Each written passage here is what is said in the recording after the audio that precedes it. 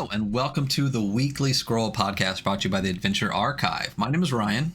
And I'm Walter Odin. And with me today, we have a very special guest. This is Colin LaSwear of By Odin's Beard RPG. How's it going, Colin? Yeah, good. Thanks. Thanks for having me on. So for some people out there, the unanointed who might not know who you are, why don't you tell us just a little bit about yourself and about yourself once you've done a little bit? Yeah, sure. I'm a ttrpg writer, artist, designer from Canada, but living in the UK. I've published 5e Adventures, and then I moved on to OSR, NSR stuff like Runecairn. And my latest book, awesome, there we go. The latest book is We Deal in Lead, which is a Weird West Wanderers ttrpg based or inspired by Stephen King's The Dark Tower. Very cool. So we actually, I don't remember what episode it is, but we've done Runecairn Warden Saga on the show before. Great book. Very cool. You guys game. had some nice stuff to say. It was awesome. Well, it's a nice game. You know, we tell the truth here. So it's great. It was a lot of fun. And I know Hunter is a big Stephen King fan.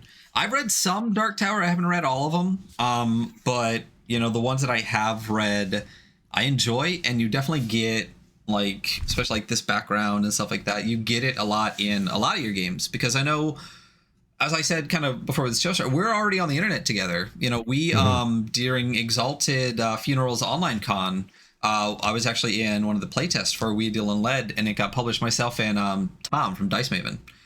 So over on Plus One EXPs, you can go see a live playtest with both of us playing We Deal in Lead. And one of the things I really liked about it was the kind of like gateway to Runecairn a little bit. Can you talk to me a little bit about this, like, kind of shared universe you're kind of creating with your games, and if that was like the intention, and if that's also going to be, you know, going forward the same thing? So when I started off making Runecairn, it was a hack of Cairn, which is kind of in turn a hack of Into the Odd and Knave. So I wanted, because I used Cairn again for We Deal in Lead, it shares that DNA. And part of We Deal in Lead is that you can travel into other worlds, following on from the concept in the Dark Tower, that there are doors that lead to other worlds and other realities.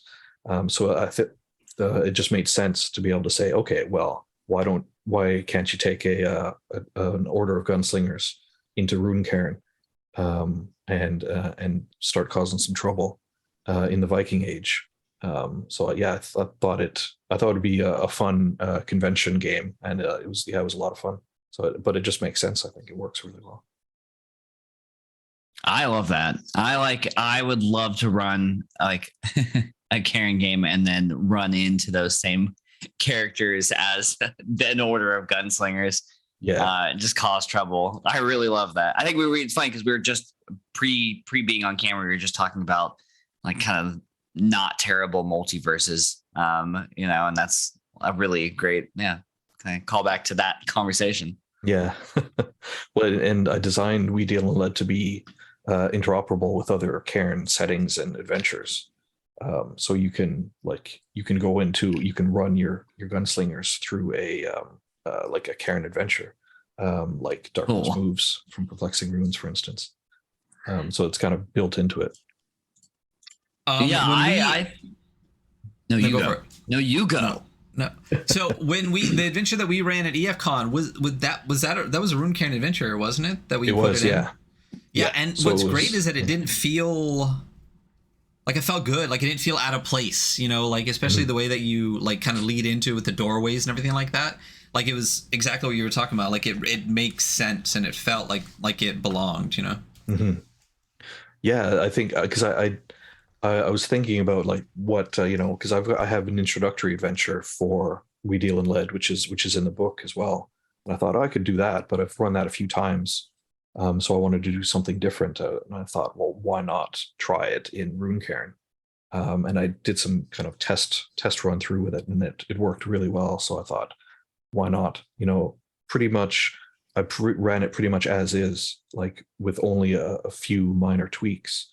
But yeah, I think it turned out really well. Like the gunslingers are powerful, and they're meant to be powerful. So I was like, because the first encounter is with this massive stone demon.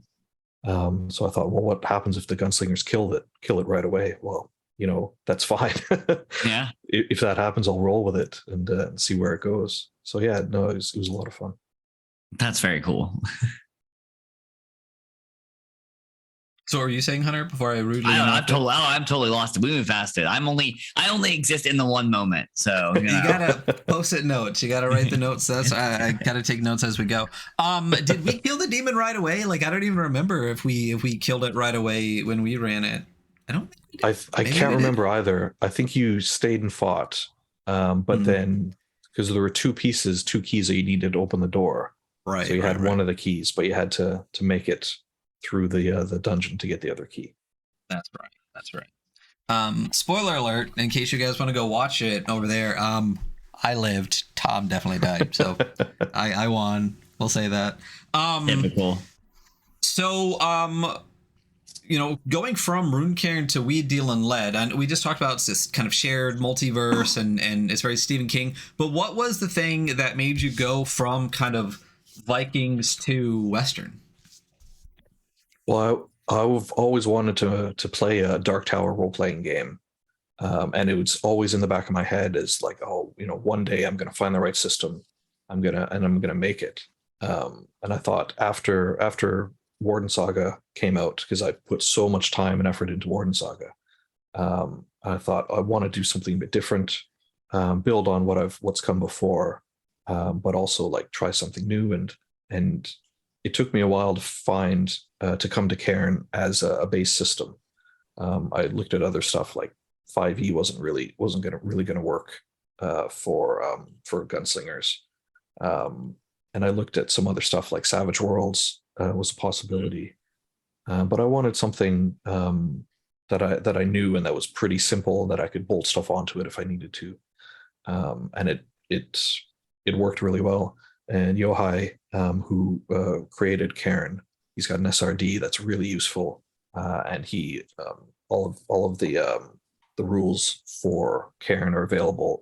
Like it's in a Git repo, so you can just clone it. You can just make a copy for yourself and edit it. So that's what I did. That's what I did for Runecairn and for We Deal in Lead. It's very funny use for like a GitHub repo. Yeah, it works really well actually. Just clone the whole site or clone the rules. I'm just gonna pull, and then I'll make a bunch of edits, and then I'll push it up to the main, and yeah. Won't tell anybody. Very cool, interesting. I'm gonna go look for that actually. Well, that's one great thing about Cairn and Yohai too. Like Cairn's pretty much just always free, right? Like, and one of the things that he's always been about is just like take it, hack it, use it. You know, like, you know, buy the book, you know, if you want the book, but it's pretty free. Did you specifically? I know you just said you wanted to find a system that worked, but what about Cairn specifically? You know, with it being like an Into the Odd and hack stuff like that, is what really like pulled you towards it? Was it the ability to tack stuff on, or was it like the dice mechanics, or what made you want to do that as kind of like the focus for two like pretty, you know, like decent sized awesome games? Like, yeah, specifically, what was it? I think the simplicity of the rules. I love the inventory slot mechanics and the fatigue mechanic. I think that works really well for Runecairn. Like the abilities that you have fill up your slots with fatigue. And I added that into We Deal in Lead, but at the very end of development. So I wanted to keep it, initially I wanted to keep it as close to Cairn as possible for best, or for like most compatibility. But then after a while I thought, you know, why not? Like, it makes sense. It works. It doesn't make it too bulky. Doesn't slow it down too much. So why not add some things that I wrote or developed in Runecairn and carry that across into We Deal in Lead, like the combat abilities, and the being able to. So I don't know if it was if the rule was in place when we had the EFCon game, but I added a rule at the end where you could you've got an ability. All gunslingers have an ability to quick draw. So basically, you can respond to an enemy attack even before they hit you. So you can use that at any time. So that kind of adds a bit of tactical gameplay and dynamic combat to it. But yeah, I think Cairn just works as a system because it is so light, it's so modular. That's why there's so many hacks of it, and Into the Odd as well. That's why it works so well as a base for other games. It's because it's modular. I did like the quick draw ability. It makes things feel like it gives it a very I always like want combat to feel very dynamic and responsive, and that's a really great way, especially with in a gunslinger game. Yeah, absolutely. Like you take fatigue, right? Like it costs you something to do it, but it's like you could be pull your gun, man. You could be that gun shooter, Exactly. Yeah. Yeah, and it's something. Sorry. No, what was that? No, go ahead. I was just saying that that risk reward balance is something that that's throughout Runecairn, and We Deal in Lead. Like you can keep going. You can use your abilities. You can get laid down or weighed down fatigue. But if that's what it takes to do what you need to do, then great. So it's always that balance. That's kind of what I've aimed for. Yeah, the risk reward thing, I think even after the EFCon, we were chatting about it after, I think both myself and Tom both said that's one of the things I really enjoyed about it. Choice design in game development and game design is something that I really look at a lot and have talked to a lot with another creator that we talked with a bunch. And in specifically when we were talking about We Deal in Lead, it pops up a lot, that do now choice versus later choices. And like you said, using the quick draw, but knowing you're going to get fatigue, do I reload? One of my favorite things, we'll talk about it during the show, was the reload mechanics. It's just do I use my bullets, do it before the encounter or do I do it in the middle of it? When do I do that? And that resource choice management was something that I felt was both interesting and always apparent. You never, there's a lot of mechanics in other games, what games? Where where you feel it's just this is in the way or it doesn't work, so let's just get rid of it, or it's so fiddly you just forget about it 90% of the time. And I felt a lot of, I guess partially because Cairn is such a simple system that when you do add something to it, it feels purposeful. That there's a lot of things in We Deal in Lead and in Runecairn where you can tell it's purposeful and that it's always, like I said, it's omnipresent. So you always have to kind of think about it. And that's one of the things about that's one of the things I think defines a really good game mechanic. It's not something that gets shunted to the side or you have to reference later. It's always in the front of your mind. And you see that a lot in We Deal in Lead. Cool. Yeah, I think the picking adding gun mechanics into Cairn, I wanted it to stand apart, because in Into the Odd and other Cairn based games there are guns that are can be laser pistols and stuff like that, right? Or a blunderbuss. Yeah, exactly. But I wanted the guns in We Deal in Lead, a gunslinger's guns, the capital G, to stand apart, to stand on their own. That's why I've got the separate shoot table, so it's not the same mechanics.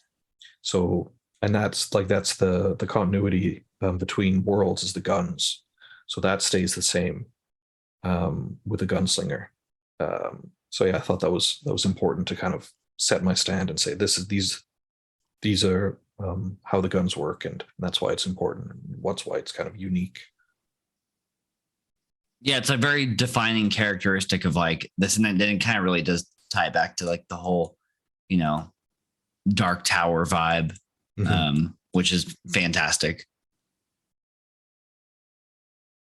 So what specifically, talking about that, what about the Dark Tower made you, because you said you wanted to make a Dark Tower game. What drew you to we all the wanted Dark Tower? You to as well, by the way. So. Yeah. What about it? And then when you were reading it, what made you go, I could gamify this, I think just because the world is so interesting, because it's such a mix of different things. because it's post-apocalyptic, but it's future and past. Like there's sci-fi, there's fantasy, there's horror in it. It's a world like the world of the Dark Tower, the world that's moved on is basically a mix of everything.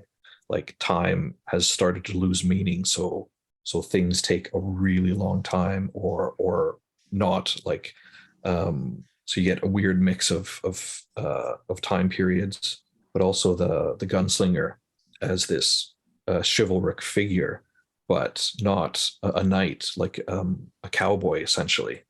And I thought I just found that so interesting. Like such, it was one of my first experiences with post-apocalyptic, the post-apocalyptic genre when I read it.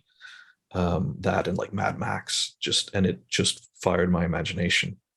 And the figure of the gunslinger, I think that's what I fixated on. Like Roland the gunslinger is just so interesting, a character, and so like as the books go on, so conflicted, and he's not like just a straight good guy. Like he does some really horrible things, and that's why I brought in like the sacrifice mechanic into We Deal in Lead, because at a number of points, Roland sacrifices his closest allies in order to kind of get him one step closer to the Dark Tower.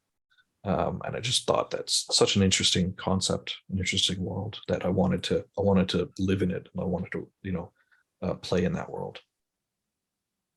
Very super cool. Very amazingly cool. I definitely have had a lot of moments where I was like, man, it'd be really cool to do like a multiversal travel of where my party is chasing like a figure from their personal past that is,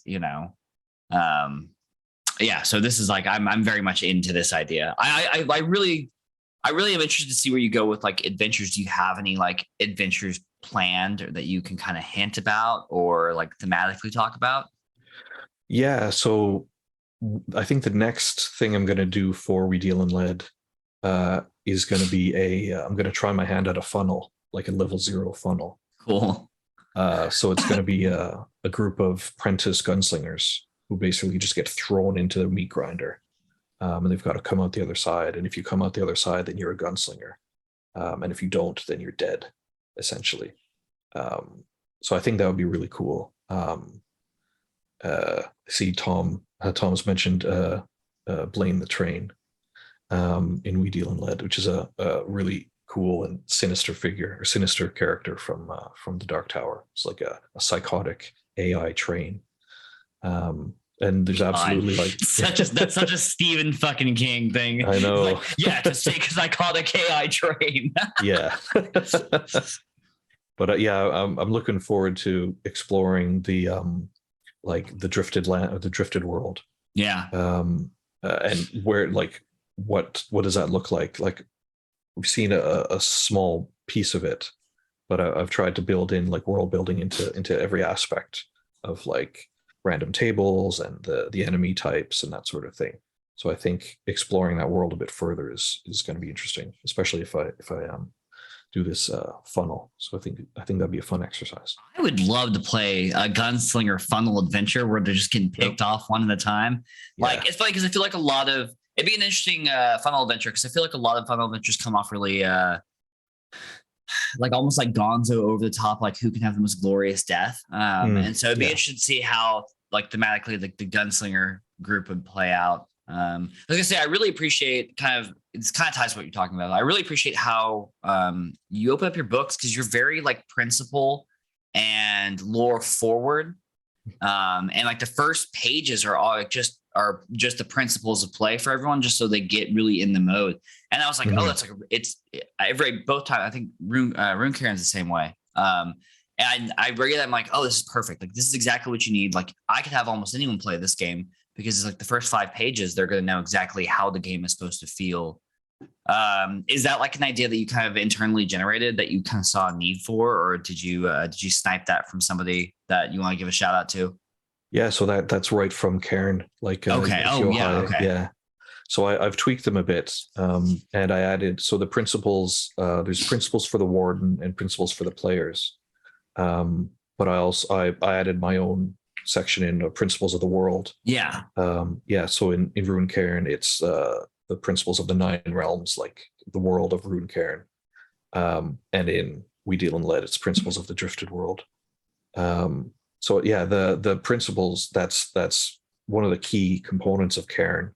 I think it works really well because yeah, it basically sets out, what to expect from the warden, like the GM, what to expect from the players, and just say this is how you can play it. Like you're not restricted. We're not gonna we're gonna present the information as you ask for it, and it's gonna be follow these principles, these steps, and I think it works really well to set expectations. Yeah, I think that it's a really nice because I'm like, oh cool, I can hand this book off to like maybe a very early on player, and they'll know like, okay, cool, this is the vibe for what we're going for. Mm-hmm. Yeah, I think when we did Runecairn specifically, one of the things we really, we talked about that specifically, and then right at the beginning too, there is a adventures, little quick, these are 10 possible things, and that's such a, as Hunter said, with the you understand the world you're playing in before you really even get to building the character in it. And even having those kind of adventure options that you go, okay, not only do I kind of get the world, I get what I can do in it and kind of my place in it a little bit right off the bat. It's yeah, I can't remember where I pinched that from, but yeah, I think that's absolutely going to be in every single one of my games. It just because it says as a player, this is what you can expect to do, and this is what your characters are going to do. Yeah. I think it's really, really useful. Yeah, definitely to help fill in the blanks. I feel like games that have a very strong setting or theme. I feel like when you play a dragon game, it's an adventure game. I could really kind of go anywhere, but I feel like Runecairn and We Deal in Lead have very crystallized. This is the world that we're in. The worlds are variable, for sure, but there's a set of this kind of I don't want to say expectations because you can bend anything, but yeah, exactly. Puts you in mode essentially. Yeah, like a starter for 10, helps the warden say, oh, if you're stuck for what to run for your players, look at one of these and go from there. Also, thanks for hyperlinking everything. Yeah, we're big fans of that here. Yeah, I don't shut up about it. That's something that I spend a lot of time going through and making sure that everything's linked properly and for accessibility, but just for for usability too. Yeah. A lot of people are PDF first, so it's some at a point where I've had to go back and say, okay, looking at as an actual physical book, what's going to be useful and what's not. If I say see this section. That's something my editor flagged up. If I see this, see this section, that doesn't mean anything if you're reading the book without a hyperlink. So I have to say, see this section, page 96. So yeah, shout out to Fiona. Thanks for that.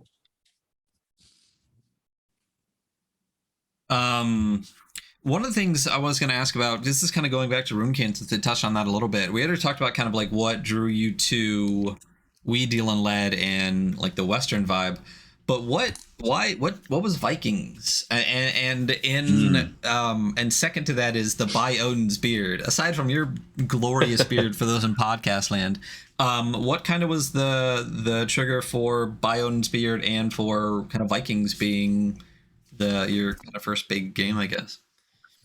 I don't know. I like I've always grown up liking Norse mythology. Mythology in general, Greek, Roman, Norse, Egyptian. And I had years ago in another life, I had a YouTube channel called Hey Beardo. It was a video game. Yeah, it was from The Simpsons. My friend and I used to, we were big Simpsons fans, or still are. So there's a quote from The Simpsons, Hey Beardo, vote Quimby. So I thought, and he used to say that all the time. So it's why not? I'll have that as my brand. And then I stopped making YouTube videos and wanted to, when I switch to doing role playing games, I thought, I'll keep the theme. I'm always going to have a beard. It's always going to be part of who I am. So why not go with something a bit fun and interesting by Odin's beard? But I'm also very very cognizant that I don't like. There's a lot of appropriation of Viking culture and like Norse culture from the alt-right, from fascists. So I'm always very clear that isn't me. Like I don't lean into that. I try and avoid that as much as possible. So that's why my logo is a stylized version of Odin. So it's a bit tongue in cheek, fun, adventurous, but yeah, staying away. Like I don't want to go anywhere near that appropriation, like the alt-right. Fuck Nazis. So yeah, exactly. Yeah. So yeah, I've been conscious, like trying to do what I can to discourage that, because that's not me. That's not my game. So if you're don't play my games if you're a Nazi, fuck off. Yeah, don't listen to our. I mean, at this point, with how loud both Ryan and I are about this kind of shit, like they're not listening to this podcast. No. If they are, they stumbled across one episode, but yeah. But then it's funny because there's episodes where we kind of go hard on that, and it'll be like, you've lost like 2 followers, and it's like good fuck riddance. those followers. Yep. Stay gone. Very cool. I mean, also shout out, I have a dog named Balder. So nice. Awesome. And yeah, I think at one point in time I really wanted to get a tattoo of Balder, and it was just like, there's so many symbols that I'm like, oh, I can't get that symbol tattooed on me. So I kind of ditched out on that idea a long time ago. But yeah, rip all that fun culture stuff. So you moved from video games to tabletop games. How did you get into tabletop? Like, had you been playing tabletop games your entire life, or is like a fairly recent thing? So I think my experience is similar to a lot of people. I started when I was a teenager, so in the 90s, playing second edition, AD&D second edition, and stuff like TMNT and Other Strangeness, and GURPS and Palladium, Marvel superheroes. So old school, not old school, but 90s stuff. Yeah. Really loved it. Like, was running my own games, writing my own adventures back then, just pure homebrew. Then fell off for a long time. Like, I was still I was aware of D&D when third edition came out. I think it was like the remasters they did for second edition, like just before they switched over to third edition. That was a bit like I'd stopped before that happened. So I fell out for 20 years, and then started playing again. I wanted to pick it back up. I'd moved to England at that point, and I found like a meetup group and started playing 3.5, and then eventually went from there onto Pathfinder, 5th edition, and then was running a group of my friends through 5th edition adventures that I'd written, and I thought, I enjoyed writing it down. I had like after session reports that I would write up for them, and nice. So, and I enjoyed the creative side of that, and I'd also wanted to get back into drawing, because when I was in high school, I was into drawing and painting and art, and that dropped off as well. So I wanted to. It was an excuse to get back into art and to start making stuff and to get back into D&D or role-playing games. So yeah, I started with publishing, like self-publishing 5th edition stuff, adventures, and then jumped to the other side, to the NSR, OSR with Runecairn. Very cool. Now, we all very much follow like a somewhat similar path. But yeah, very cool. Yeah, it's like an arc like this, and then in the middle, and then picked it back up. And now it's 3.5. If you like playing a wizard, 3.5 is the best edition that has ever existed.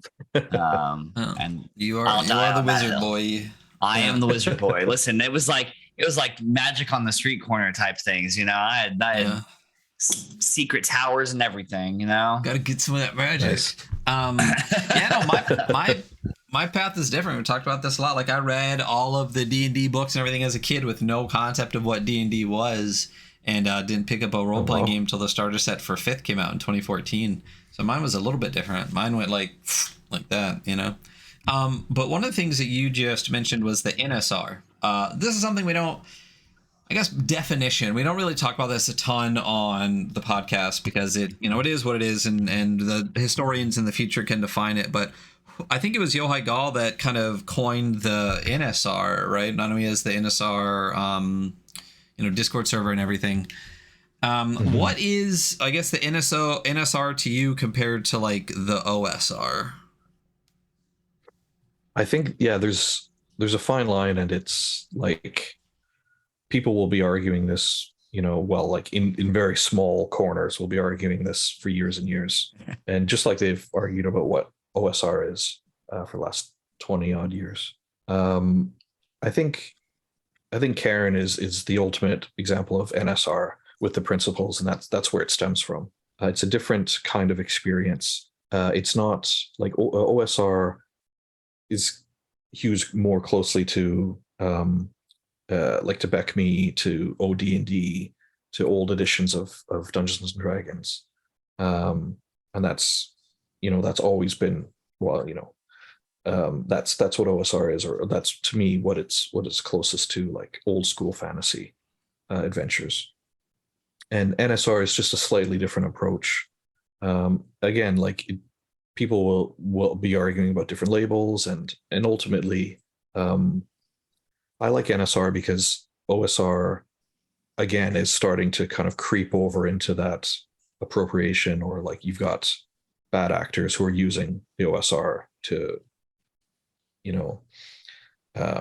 gatekeep, to keep people out of, to keep diversity down, to keep inclusion down. So it's slightly becoming a loaded term. Yeah. Whereas NSR, it doesn't mean it isn't, like both terms, could be equally problematic. But I think NSR is it's just a fresh take on it. Like, and I think the principles is work. Yeah. Yeah, I think we talked about it a little bit in the beginning, or at least joked about it, the post powered by the apocalypse versus and the rules light and all that stuff. Yeah, like OSR, it's interesting looking at things that are like, pretty much BX is what a lot of that I've talked to, especially the people that played it at the time, really think that OSR is just going back to basic and expert, and NSR is kind of this variant of like similar like kind of principles to the thing, like not a lot of balance and stuff like that, but these mechanics that you couldn't by any stretch of imagination call BX. So that to me is like the gray line in between, I guess, or these games where it's like you still kind of get a sense of that early bit of gameplay. It's very different than the monolith that is 5e, but you have these really fun, new, interesting mechanics, like Into the Odd, like, things they've put in, We Little Lead and stuff like that. So it's just interesting. And I know, one of the reasons I ask, like I said, is since this is a Cairn hack, or at least started as one, and Yohai really pushes the NSR. It's just interesting to kind of get a take on it. One of the things I wanted to ask about was TikTok. Yeah. So you're on the old TikTok. What kind of why, I guess, not in a bad way, but just like what encourages you? Like, I can't. I'm of the age where I just watch all of the TikToks on Reels on Instagram, Yeah. But I know you said you did a lot of YouTube prior to doing the tabletop role playing games. Is that like just the online presence, stuff like that, or do you think TikTok is a good like outreach to people? Like, what makes you want to use that as a good source, I guess? Yeah, it's a bit odd. It's an odd one with TikTok, because I'm like the dog meme that's like ancient now. Like, I have no idea what I'm doing, because it is strange, and navigating it, and I find it overwhelming sometimes. And just I can take it in small doses. But yeah, I think because I'd spent a lot of time editing videos for YouTube, So I was like, oh, I can maybe do that for TikTok, and it just doesn't work the same way.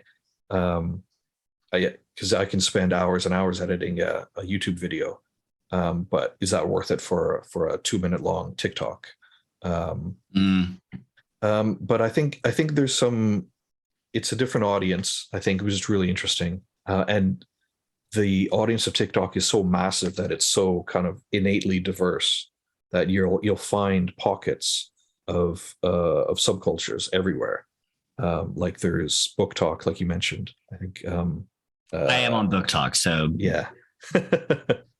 And like beggar talk, for instance, which is which started off as a Facebook group to kind of beg people to play something different than 5e.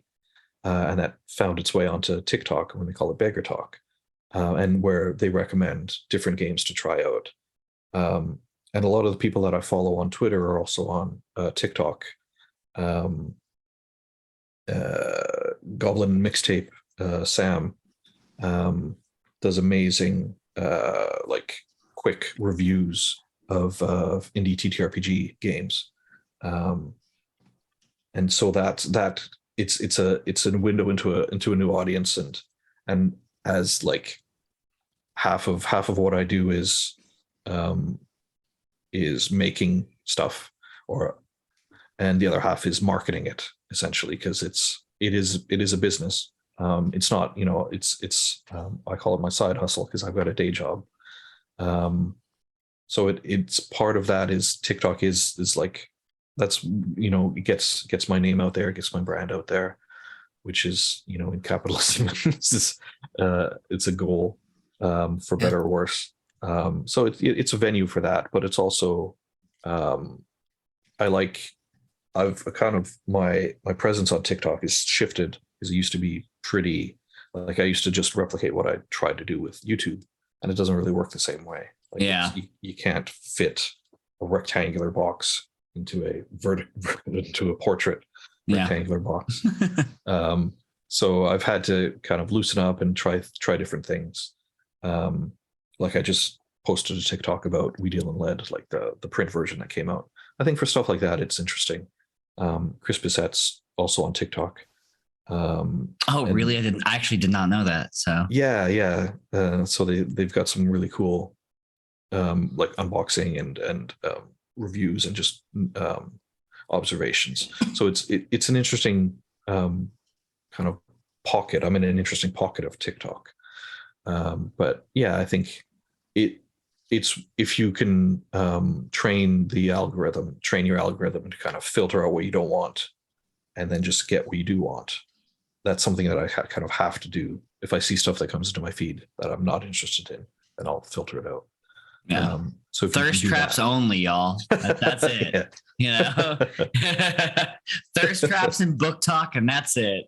Yeah. I mean, I think that's like, that's so cool. And in kind of what we were just talking about the, maybe I was just thinking about it. We weren't really talking about the inherent toxicity of like the connotation of like old school D&D. And like, even like my introduction to D&D in the group that I was with was maybe not the least toxic group I've ever been around in my entire life. Ryan met a bunch of them, actually. So he speaks to that, but it's really cool that like you and these other great creators that like cultivate this like very open and safe and like equitable space. Kids are going to get on TikTok because it's a lot of young people, and their introduction to tabletop games, instead of what a lot of us have been through, which has been like, frankly, some angry white incel, is going to be like people who are like, yeah, this is a space for everybody. Because even getting on Twitter and like TTRPG Twitter is not the safest place in the world. Like, I mean, I've blocked a lot of people. I mostly just follow people who I'm like, you're a positive influence. But like, that's not a great way to be introduced to it either. But having like a few creators that are good on TikTok, it's like, even if you guys only catch, 20, 50, 100 new people, like that's 100 new people who have a positive entry into a space that can be a really positive space, and like a lot of fun, so shout out you for that. That's fucking sick. Hey, listen, if I could, I would. As he just said, I mean, again, that was not like a like, why are you on the old TikTok? Yeah. But it's just like I haven't upgraded our Instagram in like 8 weeks, so like I just don't have the spoons for social media, so I can't imagine like yet another one. Care You know what I about mean? Instagram So, at all, man. Listen, I'll do a TikTok. That's fine, man. But Twitter is great. But man, I just am, oh yeah, it's a struggle. But I'm glad you do. You know, as he just said, yeah. you Yeah, and thanks. like you just said, Goblin Mixtape. So Yeah, I think I've always like it. The more people that we can get playing TTRPGs and the wider an audience, like the more types of people, the more diverse, the more inclusive, the better. Like in general, even video games, any kind of thing, just in life, more diversity is always better. 100%. absolutely. One of the things I was going to ask too was, so you're from Canada, you know, America's hat. But you live in the UK now. Were you playing tabletop role playing games in North America prior to going to the UK? Yeah, so like I moved in 2007 to the UK. So in the 90s, I was playing um, TTRPGs, but it was only something that I picked back up again when I was in the UK. So it's a different experience. Like there's a lot of crossover, but what I've found most interesting is the stuff um, that was always a bit fringe in North America, like Warhammer, for instance, is like Warhammer is ubiquitous to someone in the UK who's grown up playing role playing games. Nice. Like Warhammer, like 40K, but also Warhammer Fantasy Role Playing. Nice. Yeah, so there's that shared knowledge, and the other weird little games that didn't really translate over to North America. Something like Dragon Warriors, which I played a couple of years back. I was in a Pathfinder game, a long running Pathfinder game with a great group of people, and the GM ran us through Dragon Warriors, which is this game from the 80s. Very fiddly. It was released as a series of novel-sized books. Those are the rules. And it's been reprinted a few times, but just stuff like that, like weird little things that I didn't really have any concept of in North America, or that I kind of knew a little bit of, but here it's the norm, or it's more you're more likely to be familiar with it. So do you feel like 5e is less monolithic over there, like that there's more options for other games, or I think 5e is a monolith everywhere, Yeah. except in Japan apparently, where Call of Cthulhu was meant to be. I was gonna say the dominant they're big role-playing COC game. games over there, Yeah. But yeah, I think just because 5e has such a big footprint, because of Critical Role, because of Stranger Things, and because it has such a big market share too. Like you go into any bookstore and there's probably going to be a D&D book in there.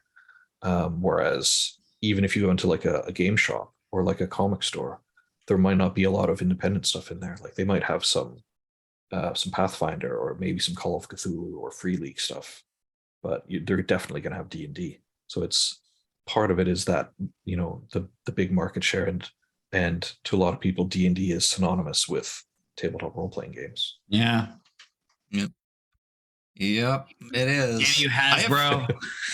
I have friends that were like, because they knew I played. Some of my coworkers before I moved and stuff, and they're like, oh, we really, we want to get into tabletop games like D&D. You want to play some? You want to run us through some D&D? And I'm like, I can pick a better, easier, cleaner intro into tabletop games if you'd like me, to do that. And they're like, yeah, but like we want to play D&D. It's just like it's become this kind of like cultural thing where it's just like I have played Dungeons and Dragons just like on Stranger Things and whatnot. Yeah. And that's great for, I guess, their stock options, but like not great for gaming because it's not a good intro. Anyway, we're not going to get into that. Because I feel like you could sidestep that conversation and be like, oh, you want to play like a version of D&D like they would play on Stranger Things? That's great because like we have some old school clones that would have been exactly like what they're playing on Stranger Things. So exactly, yeah. But I guess like it is interesting though that it does seem like you said that there's I guess a little bit more options or at least different options over there compared to over here. But I guess it's also the curiosity would be like I wonder how much different tabletop games in America versus Canada were in the 90s too, you know. Yeah, yeah. I guess we don't I mean I wouldn't know, but you know. Yeah, I think 91. So Just a baby over here. I'm the young person in Target this room TikTok right now. audience. Yeah. I am. Yeah. 91's when I started playing D&D. Hell yeah. Still a little. I was like 6 or 7, so I think I'm just a couple of years younger. But again, I also I got taken into church and had to talk to my preacher when I asked about what tarot cards were. So I don't think D&D was really on the table for me when I was younger. And she's like, I just didn't know, like, what? And it's just like, you will, you know, it is what it is. Yeah, but Dungeons and Dragons wasn't really an option. So after We Deal in Lead, you know, there was some recent discourse, like it is every fucking day on Twitter, about creating a system, but then wanting to put more into that system, like write adventures and give creator options and stuff like that. With We Deal in Lead, is that something that you plan to do to kind of really support it a lot more, or do you have another game already on the horizon that you're working towards, or both? So yeah, so I there's a lot of like discourse around. I can't remember what the phrase is, like Content versus systems, I think. Yeah, exactly. But yeah, so for both for Runecairn and for We Deal in Lead, I want to keep making adventures and keep making stuff for both of them. I don't want to just kind of move on to the next thing, mainly because I still think there's a lot of mileage in both systems, and I think there's a lot of fun. So yeah, I think another reason why that it kind of doesn't really not that it doesn't apply, but because both games are interoperable, essentially, like you can play, you can run We Deal in Lead adventures in Runecairn, and there's no reason why you couldn't have a group of Viking adventurers show up in the Drifted world in We Deal in Lead. So I think there's I do plan on releasing more adventures and more like supplements for both systems. There's a jam open right now for We Deal in Lead as well. It's called the Other Worlds Jam. It's a quote from the Dark Tower. There are other worlds than these. So that's open right now until the end of November. I think there's about 30 participants so far. And if I have the time, I'll release something for that too, like something small for it. But there's a lot of cool discussion. I've seen some early drafts or early sneak peeks at some of the stuff that's coming out for that. Some people are making, and it looks amazing. I think it's going to be really cool.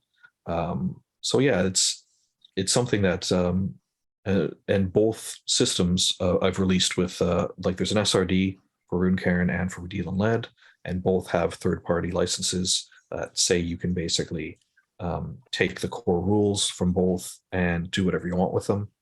And it's released under CC by SA4, so Creative Commons share alike, essentially, just like Karen was. So the stuff's out there, like people can do what they want with it, with my blessing. So yeah, it's just gonna continue from here. I'm not gonna jump ship anytime soon to a new system, I don't think.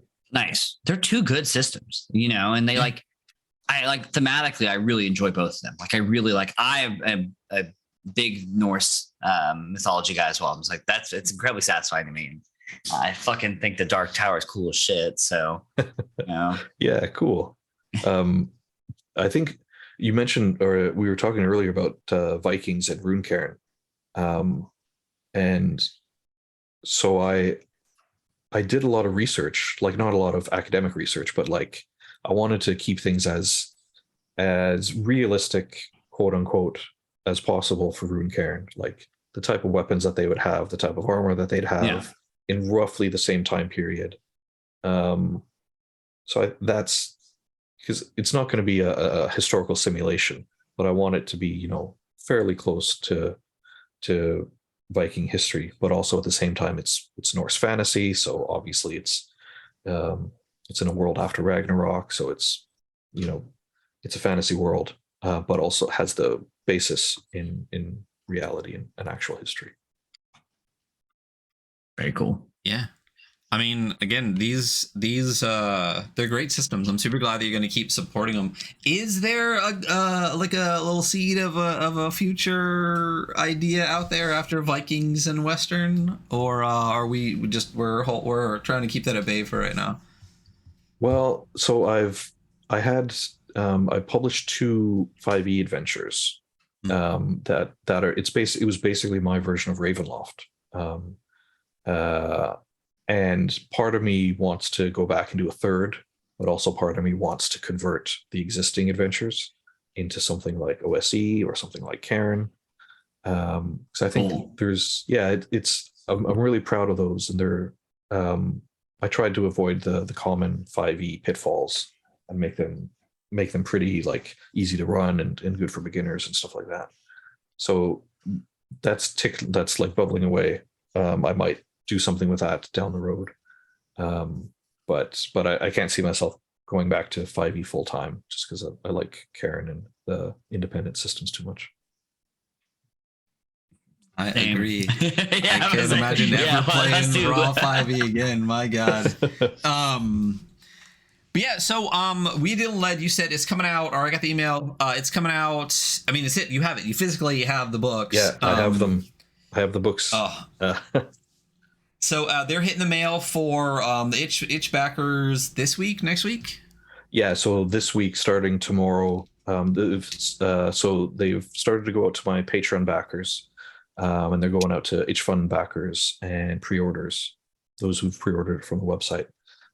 So yeah, over the next week or so, because I don't want to dump a bunch of orders onto my local post office all at once.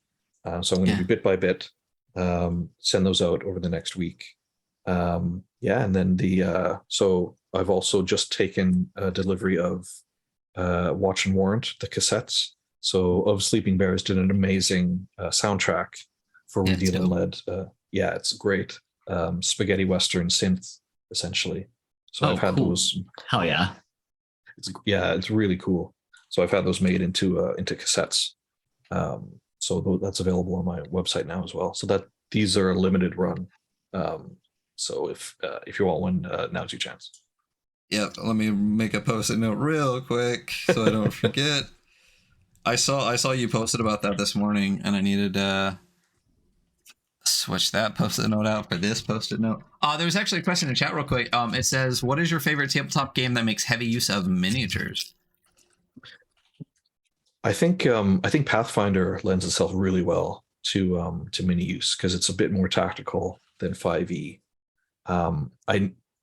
Growing up, I was never really a mini guy. Like my friends would paint occasionally. Like these were the old school lead minis that they used to paint, and I never really got into that.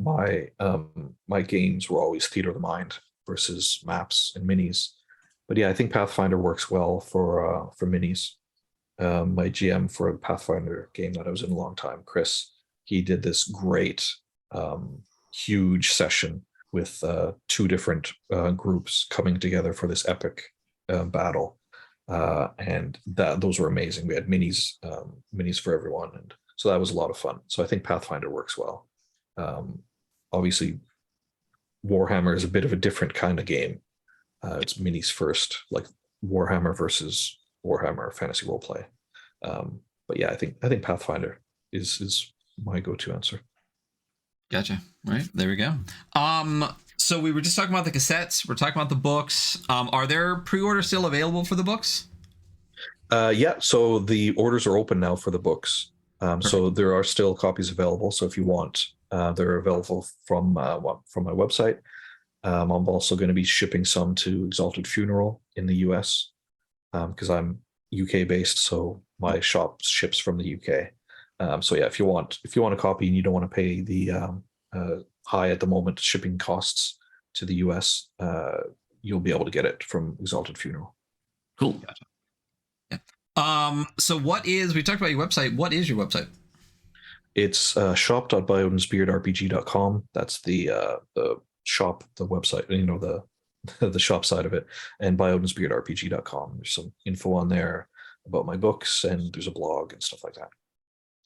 And then you also have an itch page. I do, yeah. It's byodin'sbeardrpg.itch.io. I think all of my games have community copies as well. So if you're struggling or if you're not able to purchase a copy, then you can have a contributor copy. Especially even We Deal in Lead and Warden Saga. So I always refill the contributor copies there, or community copies, sorry. That's awesome. So yeah, you can check out our episode where we already went over Runecairn, which is great. If you want to see We Deal in Lead played, myself and Dice Maven, Tom, played with Colin at EFCon, you can check that out on Plus One EXP's website. And if you want We Deal in Lead or the cassette, which I need to snag real quick, yeah, okay, here we go. before my book sends, you can go check out exactly all the websites you just said. Pretty much buy Odin's Beard RPG everywhere. Colin, thank you so much for coming on. I know we talked about this months ago at EFCon, and I'm so happy to finally get you on here. And excited to see where things go in the future. Absolutely. What you said. Yeah, it's been really good. Good chat.